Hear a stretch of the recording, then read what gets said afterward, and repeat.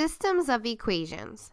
A system of linear equations is comprised of two or more linear equations. The solution of the system will be the values of the variables, which make all the equations true.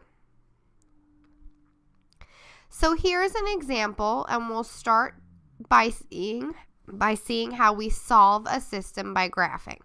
So the first example we have is the equation y equals 2x minus 4. The graph of the line that represents the solution to the above equation is shown here. So this green line is represented with the equation y equals 2x minus 4. So it represents all the points whose x and y values make the above equation true. The line is easy to find from the equation since the equation is in slope-intercept form. If you remember slope-intercept form, y equals mx plus b, we would have our y-intercept of -4 and our slope of 2, up to right 1, up to right 1. So we can see the green line is the equation.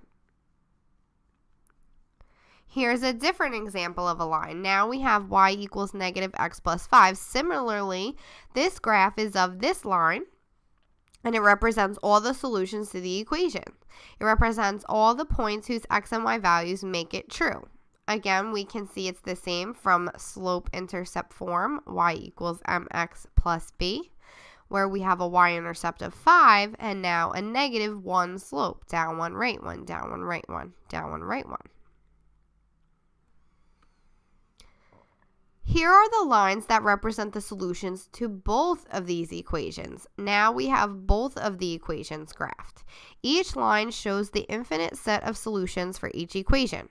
What must be true about the point at which they cross? This point here. So at the point that they cross, both equations must be true since that point is on both of the lines. They appear to cross at 3, 2. So let's check if it makes both of those equations true. So let's start with y equals 2x minus 4. We'll substitute x equals 3. So x equals 3, that's what we're substituting in for x here. And y equals 2 here. So 2 times 3 is 6, minus 4 gives us 2. Since 2 equals 2, that is correct. So that point 3, 2 is correct for the green line.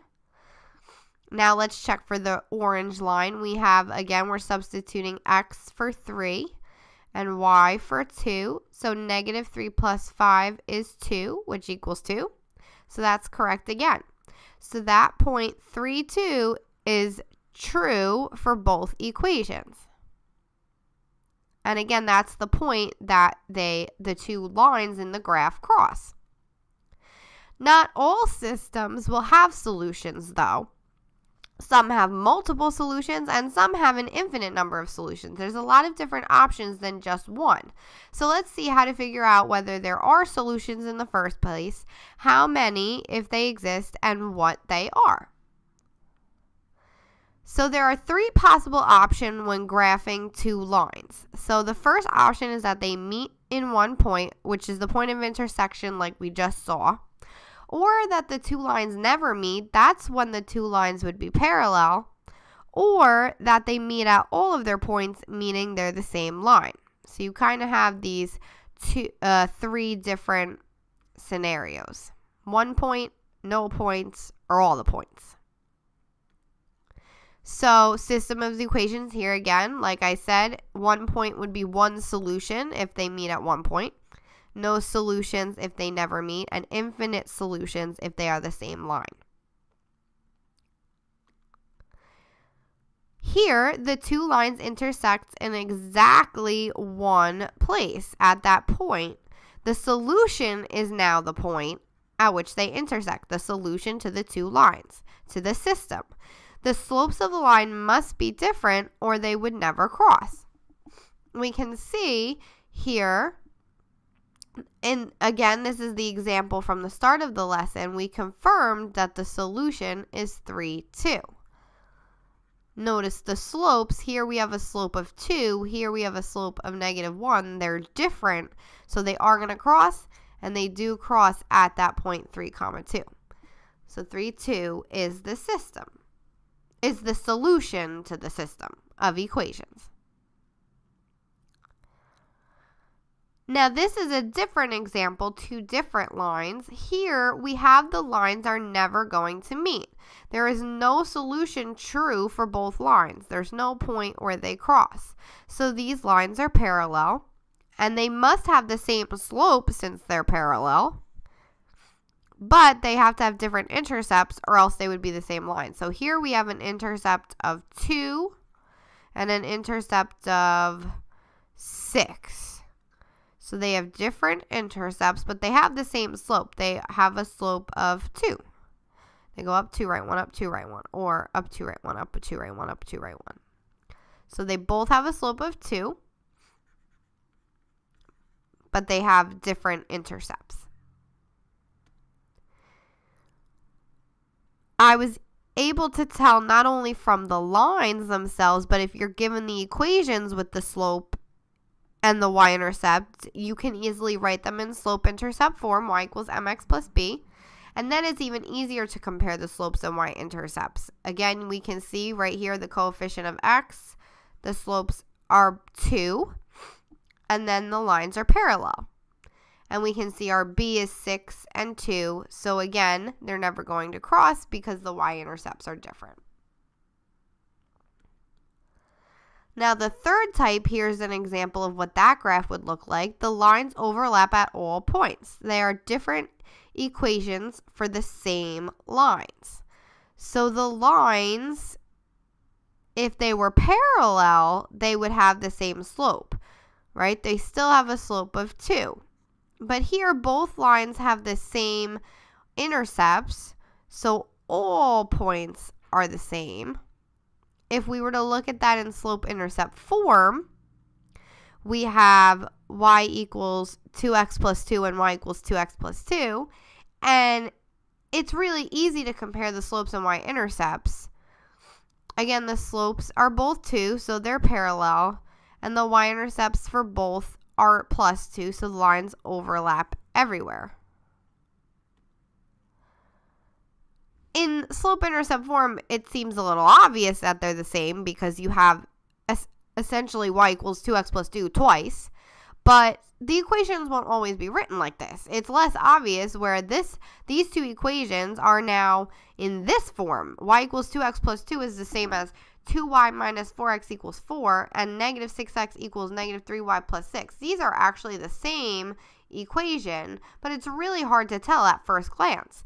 That's why it's always a good idea to put the equations into slope-intercept form, getting the y all by itself, because it's easier to read and easier to compare. Up here, it's really easy to see that they're the same. Down here, they look completely different, and it's misleading. So that's always just a rule, or a good general rule to follow, that first you want to put the equations into slope-intercept form by solving for y. Then when you have the two equations, you can decide on the number of solutions, and after that you can find the solutions in 3 different ways. So you can look at the equation. For one solution, you can tell by if it just has the two equations have different slopes and they're different lines. That automatically means you're going to have one solution. They're going to cross at a point. No solution, think about what those lines look like. They're parallel, so they're going to have the same slope and different y-intercepts. And infinitely many, they're going to be the same line, so they're going to have the same slope and the same y-intercept. Here's an example. Let's solve this system of equations. So we have our first equation. The first line would be y equals negative 5x plus 4, and the second would be 10x plus 2y equals 6. So the equation on the left is in slope-intercept form. The y is by itself. So we can automatically see that the slope is negative 5 because that's our coefficient, and the y-intercept is 4 because that's our plus b. That's our constant. But the equation on the right is not in slope-intercept form. We do not have the y by itself, so we can't automatically see its slope or y-intercept to compare to see what our choices would be. So let's solve the second equation for y. So first we would subtract 10x from both sides. That would leave us with 2y equals negative 10x plus 6. Then we'll divide both sides by 2. It can be written as a whole, or you're dividing each term by 2. So that would leave us with y equals negative 5x plus 3. And now we can see our slope is negative 5 from the coefficient, and the y-intercept is 3 from the constant. Now let's go back to our two original equations. Then we changed the second one into slope-intercept form. We took out or identified the slope and the y-intercept from both. And we can see from this information that the slopes are the same, but the y-intercepts are different. So how many solutions are there? Well, think you have the same slope, different y-intercepts. So those are going to be parallel lines and have no solution. Let's solve a different one. Let's do one more example. So we have y equals 2x plus 5. That's our first equation. And 6x plus 2y equals 4. That's our second equation. Again, the equation on the left is in slope-intercept form, and we can see the slope is 2. The coefficient of x, and the constant of 5 is our y-intercept. A slope of 2 and a y-intercept of 5. The equation on the right is not in slope-intercept form. The y is not by itself, so let's change that equation now. We're going to subtract 6x from both sides, so that will give us 2y equals negative 6x plus 4. We'll divide both sides by 2, which again you can write as over the entire side or each individual one, since that's what we're dividing, which leaves us with y equals negative 3. Negative 6 divided by 2 is negative 3, and 4 divided by 2 is 2. So now we can see the coefficient is negative 3, so the slope is negative 3, and the constant is 2, so the y-intercept is 2.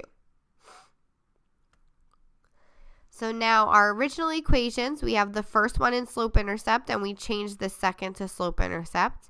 We've identified the slope and the y-intercept from both, and we can clearly see that the slopes are completely different. Right there, once the slopes are different, we don't even have to see the y-intercepts. We can just automatically know that there's going to be one solution. If the slopes are different, those lines are going to cross, and they have a point of intersection, so they have one solution.